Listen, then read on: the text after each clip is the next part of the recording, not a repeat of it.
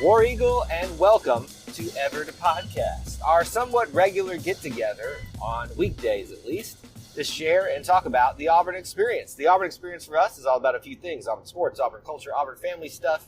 An easier way to say it might be, though, if it's orange and blue, it's what we do. So thank you so much for joining us in what we're going to be doing today on episode 15 of Ever to Podcast. Today's date is June 2nd, 2025. And yes, this Monday is post-Auburn regional time. Now, let me go ahead and acknowledge this. There is certainly a different sound to this, a different sound quality. There's a little bit of background noise that hopefully I'm telling future Kyle right now, you better have at least made somewhat tolerable for folks in the editing process.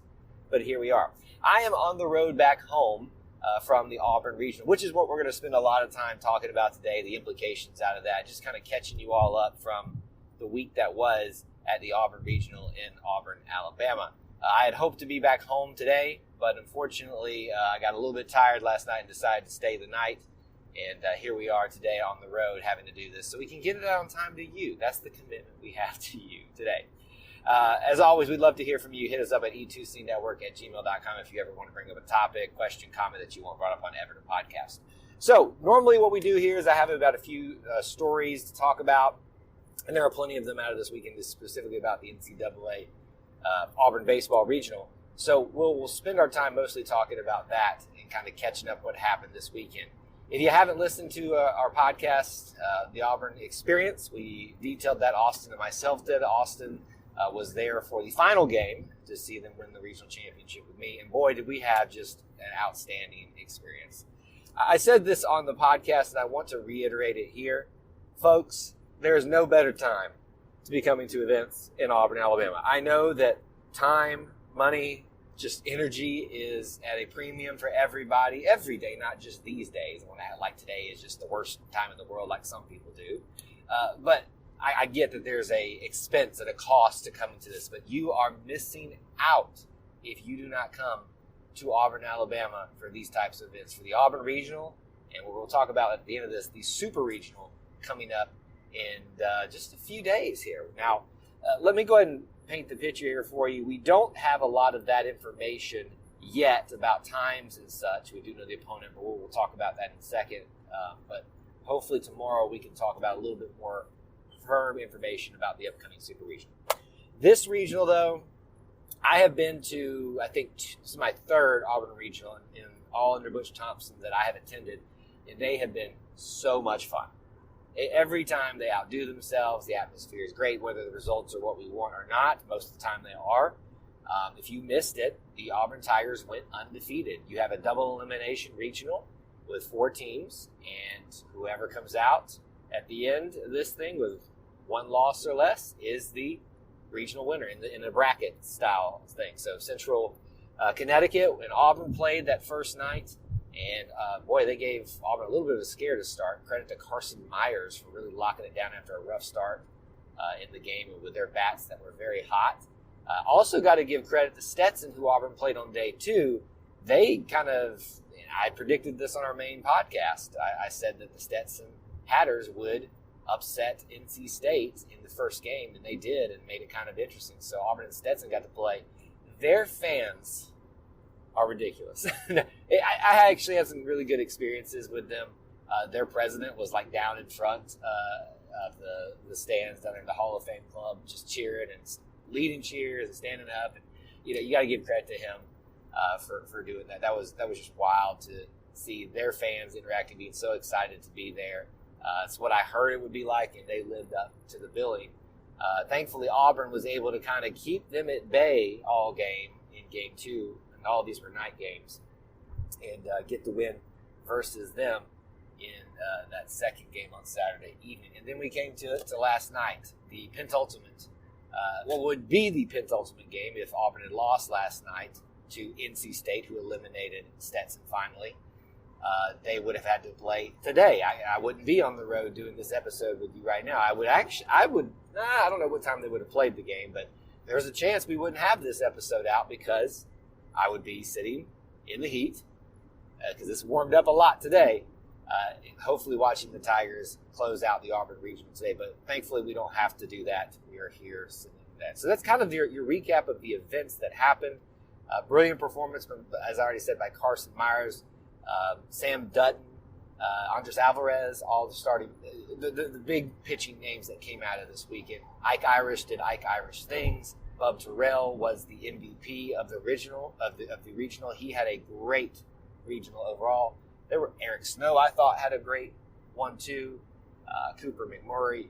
I think the regional team, all SEC or all, not all SEC, all regional team was Bub, Ike, Cooper, and Carson Myers, all very deserving. But even there's guys there that didn't get the recognition maybe they could have earned being on a list like that. So congrats to all of them. That's a little bit of the extra news that wasn't available last night. Let's talk about the implications of what this means, not just for next weekend, but just the program. You know, last year we entertained comments and questions, and even when we disagree with folks, we try to find common ground and talk about what their angle is. We had someone last year that called into one of our live streams and expressed his desire to get rid of Butch Thompson. And unfortunately, we forgot his name, but he's probably wishing we would and stop bringing it up if he's still listening. That Butch Thompson should go, or should we entertain getting rid of him after one bad season? And he made some other points other than, that we should just get rid of him because of one bad season. He was pointing to not being able to kind of cap over a certain point. And my thing is, I have a very strong emphasis on patience, letting people cook. And I think we're seeing once again that's what happens. One bad year, and we're back not only as a regional host, we were regional host winners. Auburn is the number 4 overall seed. And frankly, in a upset, crazy weekend for the NCAA tournament, Auburn is one of the few that looked solid the entire weekend. Not saying that it was easy, but they looked solid. On top of that, this is now the 4th. I'm trying to do the math in my head real quick. 4th, maybe the 5th regional appearance or whatever for Butch Thompson. But the fact that they're moving on to a super regional again with a shot for College World Series is incredible. And they're going to be hosting for the very first time here. So last night, if you saw among the celebrations, they changed the board live for everybody. The number 5 went up on the War Eagle wall celebrating our super regional appearances. And this is a special one because this is the very first one that Auburn will be a super regional host. Now, with that in mind, obviously I said, let's talk about that a little bit. We don't have a ton of information from them yet because in terms of times and stuff like that, that's really what you're all wondering about. But tickets are on sale now. I believe they went live at noon for everybody, but the season ticket holders already got a crack at that last night, like 15 minutes after the game. I think is pretty much what it was. So if you've got tickets already, congrats. If you're not hustling to get your tickets, you're probably going to miss out. But I would still highly encourage you to consider coming out to the ballpark. It is going to be crowded up in that upper deck. You're going to need to get there early if you're going to want a spot to kind of post up on and claim as your own. I may be up there this weekend. We'll see. I don't know. But right now, I'm hoping to be there next weekend as well. Coastal Carolina is your opponent. Wow. Their coach Thompson said it last night in the press conference. There may not be a hotter team in college baseball right now than the Coastal Carolinas. They've won like 20-something games in a row. They're just looking really good, really strong, having to beat out teams like East Carolina and Florida, which were 2 very good baseball teams in their regional, and to make it as the 13th seed to take on Auburn now in Auburn.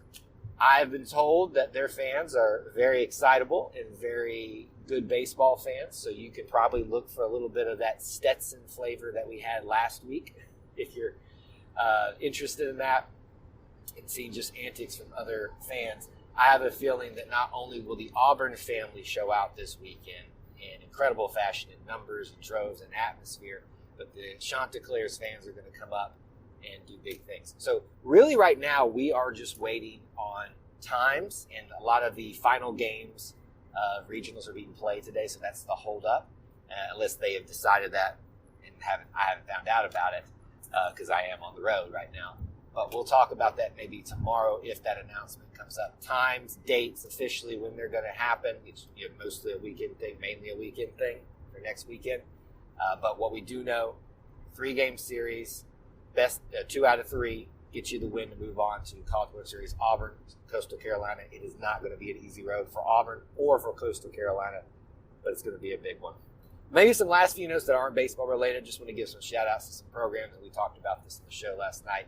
Track and field is still ongoing. They are one of the few Auburn athletic programs that are still active right now. I think, in fact, it should be just, track and field and baseball. Everybody else is shut her down for the athletic calendar year. But they just wrapped up preliminaries for NCAA championships and heading off to Eugene, sitting 14 individuals. Cannot stress this enough, folks.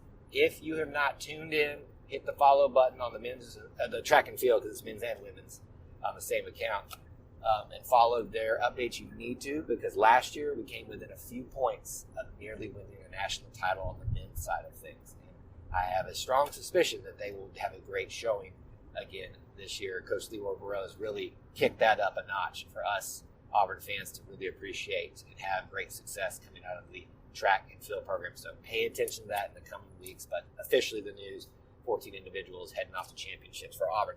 That's going to do it.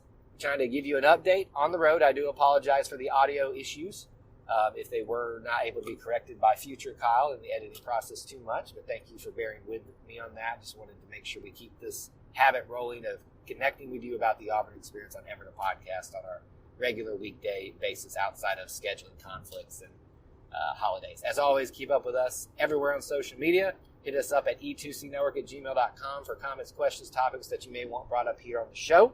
We'd be happy to give you a shout out too. And other than that, always make sure you're following, subscribing to the podcast feed for everything, not just this show, but our main one, the Auburn Experience. This is Ever the Podcast, the Auburn Experience, episode 127 went out last night. It is live, good stuff from me in Austin, and some funny antics as well.